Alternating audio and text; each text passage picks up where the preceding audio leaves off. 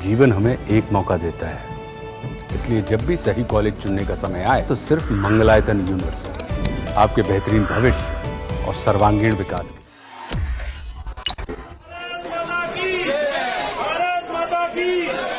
Iran और Israel के बीच हालात बिगड़ते जा रहे हैं।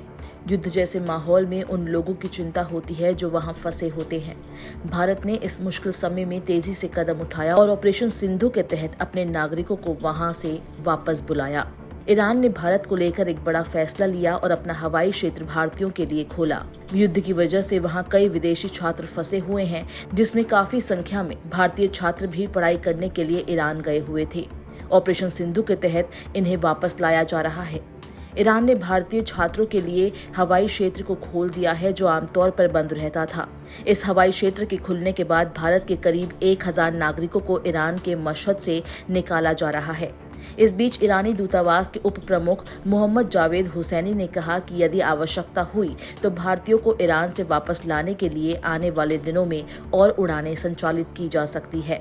आपको बता दें कि भारत सरकार ईरान के अधिकारियों और वहां मौजूद भारतीय दूतावास के साथ मिलकर पूरी कोशिश कर रही है भारतीयों की अपने वतन वापसी की। इसी का नतीजा है कि मशहद से दिल्ली आने वाली चार्टर्ड फ्लाइट से सैकड़ों भारतीय सुरक्षित घर लौट चुके हैं।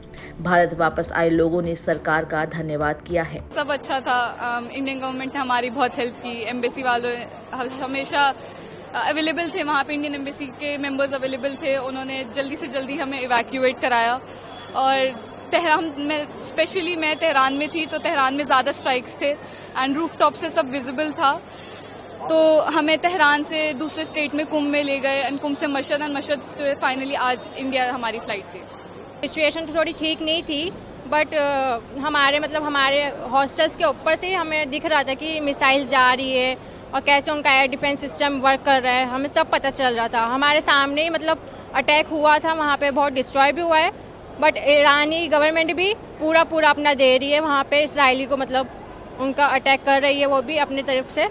हालात तो ख़राब हैं, बहुत काफ़ी ख़राब है। ईरान के तो बेसिकली ज़्यादा ख़राब हैं तेहरान के। इंडिया की सरकार ने हमारी बहुत हेल्प करी है।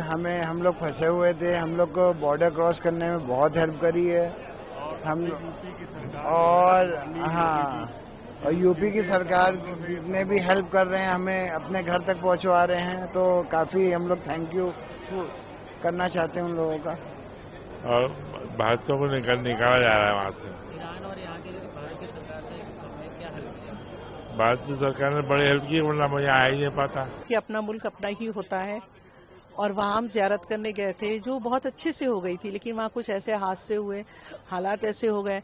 लेकिन हम इंडिया सरकार के बहुत ही ज़्यादा आभारी हैं कि वो हमको वहाँ से वापस यहाँ बुलाएं।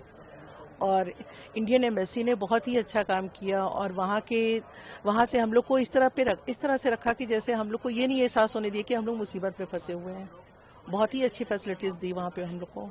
ठीक खासा सब चल रहा था। फिर जब हम लोग वहाँ से शिफ्ट करने कुंभ गए तो कुंभ में अचानक पता लगा कि अटैक हो गया है और उसके जहाँ पे तीर्थ स्थान है उसके इर्द गिर्द जो है वो तमाम आवाज़ें आने लगी। तो हम लोग कैद में होटल में रहे।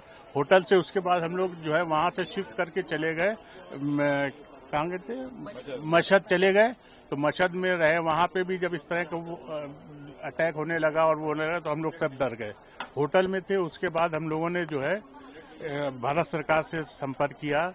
भारत सरकार का इतनी तेज एक्शन हुआ जिसकी हम वर्ड नहीं कह सकते हैं।